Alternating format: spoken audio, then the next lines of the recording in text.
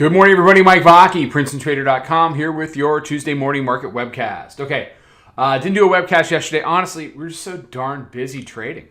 We did 95 handles on Friday. We did 45 handles yesterday. It's a fantastic trading tape. Yesterday was your classic sell rallies, bear market rally that failed into the close. And it was a big failure from my perspective with regard to all the tools in my toolbox and all of the things that I follow on a daily basis to determine, what's the character of the market, who's in control, who is this, who is that. Yesterday you had a pre-market push that followed through into the open that converted the new weekly pivot 2690 half, then the round number at 2700. It made a bias above our proprietary upper level on the first try and traded all the way up to 2707 with the advanced decline pinned above 450. That screams trend up day. For the course of the past 6, 7, 8 years, trend up day, buy it, go take a nap, whatever, sell it at 345. The problem with yesterday was it did not hold the retest of our proprietary level. It didn't hold the roundy. Then it didn't hold weekly pivot. Then it didn't hold our proprietary moving average. So, we did fine on the long on the way up. We were long from 94. But by the time we got to 97, 98, once it starts to convert that round number, you got to short it. And the rest was history. A trend up day turned into a trend down day. A 1% up day turns into a 2% down day, and we trade back literally over 100 handles from the highs in ES. Whatever happens from here, they're bouncing it, and they should.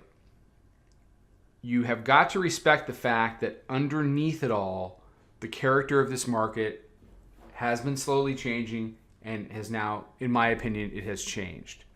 The no-fear dip buyer, I think, is gone now. They were around for many, many years. It takes many weeks, months. It takes a long time to work that muscle memory out of the system. Your casual dip buyer has been getting spanked now all year long. Really. They got spanked in February. It's been very two-sided all year. It's been a great trading tape. It has not been every time it goes down, I buy the dip, I take a nap, because no matter what happens, I'm going to end up green on the trade. That's not there anymore. You've got to, you have to respect the downside. Doesn't mean the bears do a ton with it. We still haven't broke 2,600. But we are in a steady move to the downside, as evidenced there on the daily chart. So this compression that we saw early in the month has expanded quite nicely.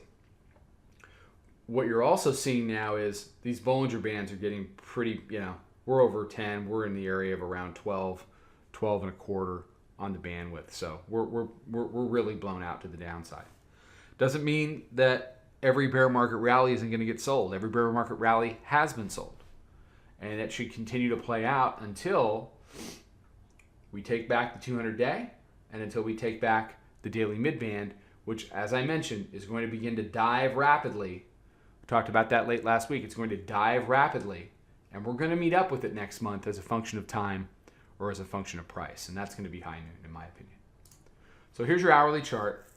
2707, rug pull, 2603. Now, they rejected off 2603 nicely. The key is going to be this hourly midband. Does it want to be resistance? It's trying to be, okay? And if it continues to be, then they can make a run back towards these lows. The longer we play this game of all rallies get sold to lower lows, the more magnetized the February lows of 2550 become. Price will attract to that. It will want to go down and see it. It will want to test it as an area of potential support to see if they can build on that to the upside into the end of the year. So what are we seeing? We're just seeing a correction. This is a correction. We have come off 300 handles. This is what markets do. The thing that stands out to me is the duration of time that we've spent below the 200-day moving averages. We had that battle mid-month over were we going to be above or below the 200? We battled it out for about 7 sessions there, back from the 11th through the 19th.